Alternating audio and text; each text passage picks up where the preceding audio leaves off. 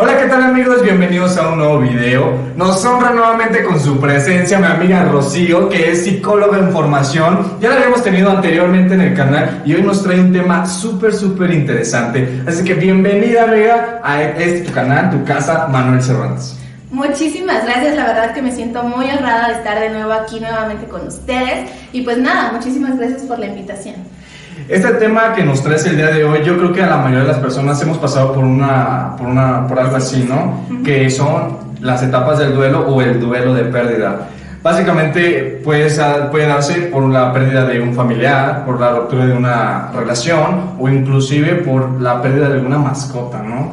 Claro, y para poder tener un marco como de referencia es importante mencionar a la autora que fue como la pionera de estas 5 fases.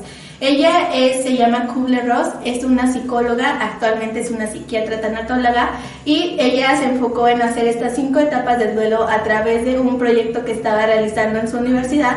Ella trabajaba con pacientes de enfermedades terminales, entonces ella describió como que todo lo que pasaban y los determinó en estas 5 etapas. Entonces en ella es como la que me basé, que es la más conocida actualmente, para poder explicarles, transmitirles la información. Muy bien, y pues bueno, pues hablemos de la primera etapa, ¿qué es? Claro que sí. Bueno, antes de irnos a la primera etapa, creo que es importante describirles justamente como qué es un duelo, ¿no? Bueno, sí, principalmente yo creo que hay que saber qué es un duelo. Claro, o sea, yo considero, bueno, no considero yo, la autora, ella refiere que un duelo justamente es el proceso que pasa el ser humano para adaptarse emocionalmente a una pérdida. Es muy importante también remarcar que existen factores que engloban este proceso. Dentro de nosotros existen factores como fisiológicos, cognitivos y conductuales. De igual manera, como sabemos, son 5 fases que debemos de pasar constantemente. Sin embargo, como sabemos, no todos los seres humanos somos iguales. Es decir, no tenemos los mismos procesos cognitivos, no todos lo vivimos igual. Entonces, el hecho de que sean 5 fases no necesariamente tiene que decir que los tenemos que pasar. Que no son lineales. Ajá, no tienen que ser rígidos. Se pueden pasar, es decir, yo puedo pasar en el 1 y irme al 4, regresar al 2, volver al 1. Entonces, realmente no existe como un lineamiento. Lo importante es pasar por todos. Por todos para poder decir, ok, ya me adapté, porque superarlo sí lo vamos a superar, pero es algo que no vamos a dejar como del total atrás. Es como cuando terminas el duelo o las 5 etapas, es como aprender a vivir con esa pérdida. Claro, ¿sabes? es adaptarse a tu nueva realidad y a tu nuevo concepto de, ok, ya todo pasó. Yo creo que eso es bien importante mencionar, que no es lineal, no es como que si son 5 etapas, ya lo mencionábamos, no es de que de aquí vas a brincar a esta, no, puedes estar ya en la 4ª y regresarte a la 1. Sí, claro. Es muy importante saber eso, y no es que no avance, sino que simplemente, como tú bien lo mencionas, no somos iguales, o sea, no tenemos las mismas, no sé cómo decirlas, como... Pues es que no tenemos, para empezar, como les digo, no tenemos los mismos procesos cognitivos. Ajá, que son eso. Como la forma de pensar, la forma de cómo voy a llevar yo mi proceso. Sin embargo, también depende mucho y determina la personalidad o las características individuales de cada persona. Y por ejemplo, yo tengo una pregunta. Por ejemplo, ¿qué pasa si yo omito mi duelo? Bueno, o sea, algunas de las situaciones que podrían pasar, porque a lo mejor no es como real, eso Sí, va a pasar, claro, ¿no? claro. Pues es que no sé si has escuchado la frase que cosa que reprimes en algún momento va a salir más adelante, pero de una manera peor. Entonces eso justamente pasa. Cuando el ser humano reprime algo, más adelante de alguna otra forma va a haber alguna situación que te va a recordar esa situación y lo que tú vas a hacer es sacar eso que ya te había reprimido, pero no va a salir de una forma muy grata. O sea, siempre va a salir con algo negativo, es lo que quiero decir. Entonces es muy importante trabajarlo y bueno... También es importante mencionar que dependiendo también de cómo tú sientas que estás viviendo el duelo, es decir, si yo siento que a lo mejor es una cosa que no es tan significativo, pero sin embargo sí impacta de manera ahí algo en mí, ok, es algo que yo puedo sobrellevar, pero si siento que es algo que yo no puedo sobrellevar por sí sola, es cuando debo de acudir con un profesional. Un especialista. Así es. Muy bien. Bueno, pues mencionemos la primera etapa. La primera etapa es... Mencionemos que la primera etapa es la negación. Como bien lo dice su nombre, la negación hace referencia al negarse a la pérdida. Por ejemplo, Pongamos en un contexto a una persona que termina con su pareja. Entonces, eso es algo fuerte, porque yo creo que muchos nos vamos a sentir identificados con estas 5 etapas y principalmente con esta, que es la de la... Bueno, yo creo que en todas, pero la negación es con lo que iniciamos este proceso. Sí, creo que es como la primera reacción ante esta pérdida y creo que es algo inevitable, ¿no?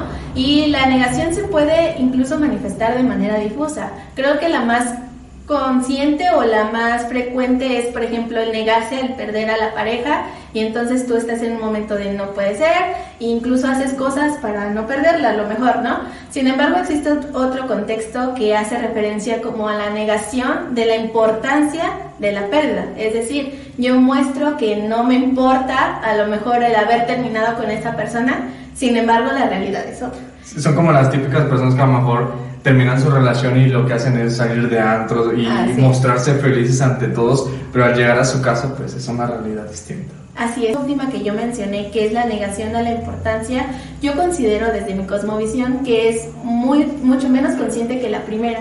Y creo que todos al momento de pensar en negación nos vamos a negar la pérdida. Sin embargo, tenemos que tener en cuenta que esto se puede manifestar de muchísimas formas y no solamente de una. Muy bien. Sí. Y pasemos a la segunda etapa. Bueno, la segunda viene más enfocada a lo que es la ira. Ira.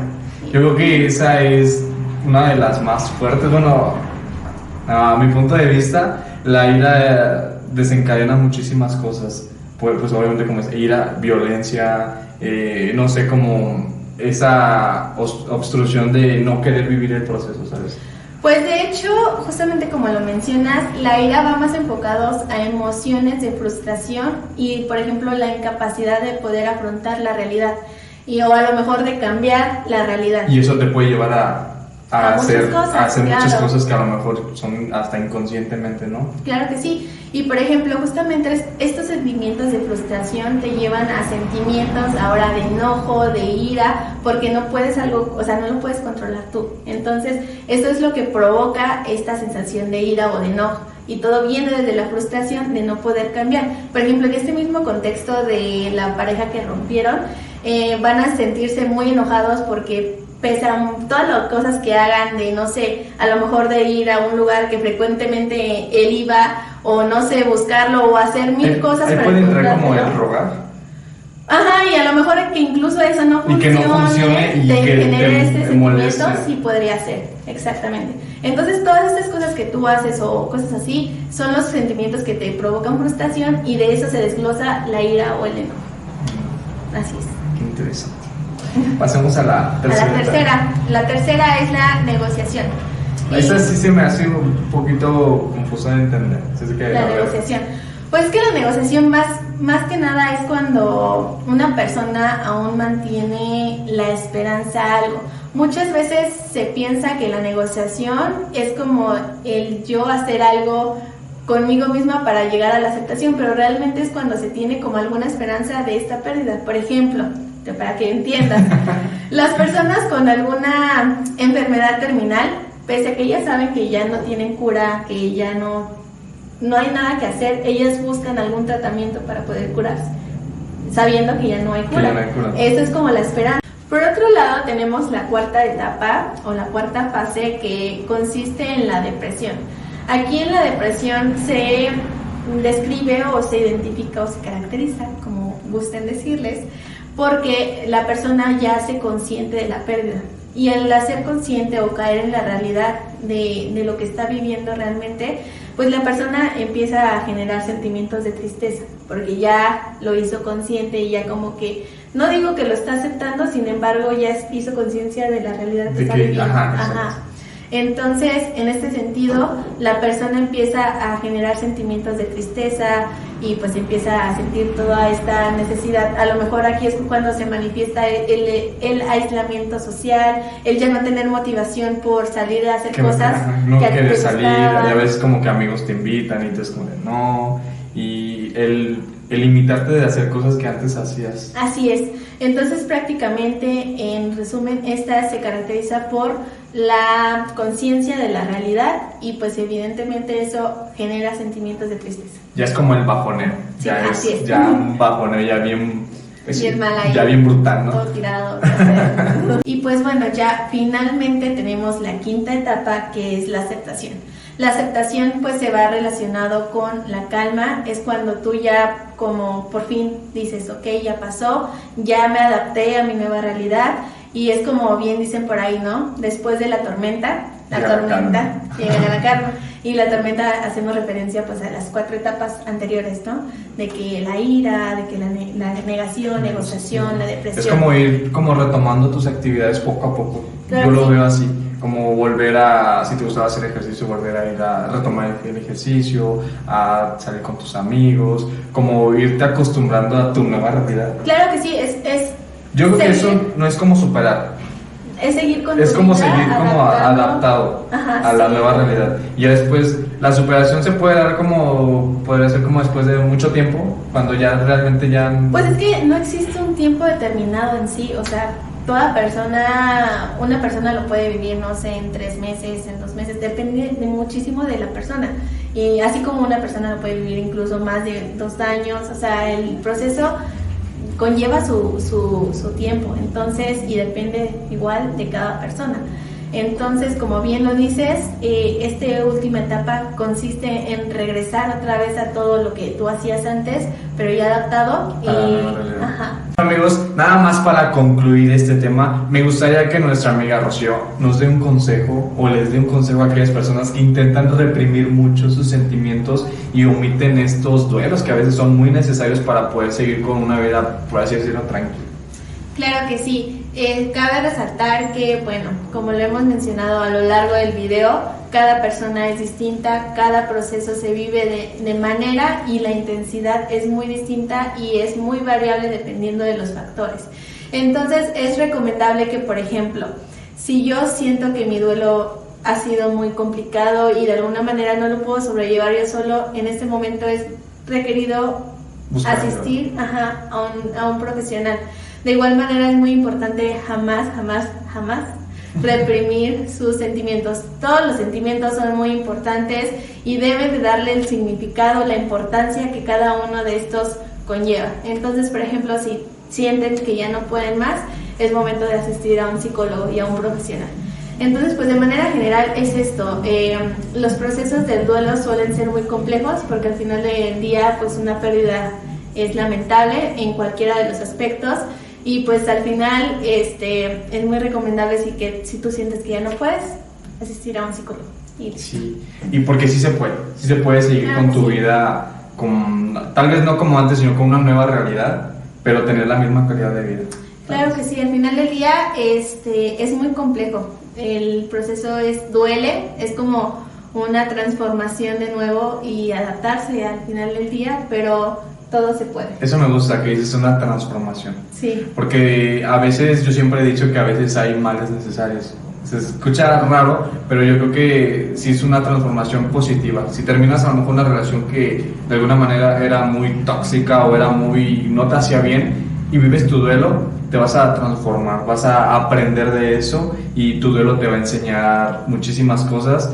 Y pues a veces es necesario pasar por esas situaciones y que todos pasamos, o sea, vamos a pasar en algún momento por un proceso así. Y claro, al final del día cabe resaltar que el proceso del duelo es como el prepararte a nuevas situaciones que son similares. Entonces es como justamente prepararte a estas próximas.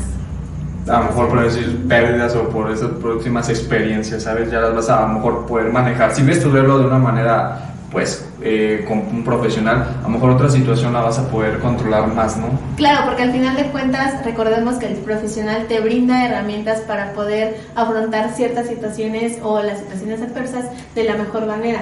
Entonces el acudir a un profesional, él te va a poder apoyar en esta situación y a lo mejor en una próxima ocasión tú ya vas a poder afrontarla con esas técnicas que te brindó tu terapeuta. Esa es la importancia. Así que te quiero agradecer infinitamente que hayas venido aquí al canal. Sabes que esta es tu casa y siempre va a ser tu casa. Muchísimas gracias por toda la información que nos has brindado. Y de verdad, chicos, no repriman sus sentimientos. Somos humanos. Lloramos, reímos. Hay que vivir nuestros procesos. Si tenemos que vivir un duelo, 2 duelos, hay que hacerlo. Hay que hacerlo y no reprimirlo para poder seguir teniendo una calidad de vida. Y pues, amiga Rocío, danos tus redes sociales para todos los seguidores que quieran a lo mejor saber un poquito más sobre el tema o alguna duda, alguna pregunta, o igual que te los puedas acercar con un profesional. Claro que sí, mis redes sociales, por ejemplo en Instagram estoy como Rocío1609 y en Facebook estoy como Rocío Rivas. Yo, como bien lo mencionó Manu, en un principio soy psicóloga en formación, sin embargo yo tengo contactos con los cuales yo les puedo brindar si están en alguna situación. Tengo varios contactos de diferentes tipos de terapias cognitivo-conductuales, psicodinámicas, de lo que ustedes requieran, yo se los puedo brindar. Pues ya saben, chicos, aquí tienen toda la información y pues no olviden suscribirse al canal, darle like y activar la campanita de notificaciones para que les active cuando subamos un nuevo video. Muchísimas gracias y nos vemos. Bye.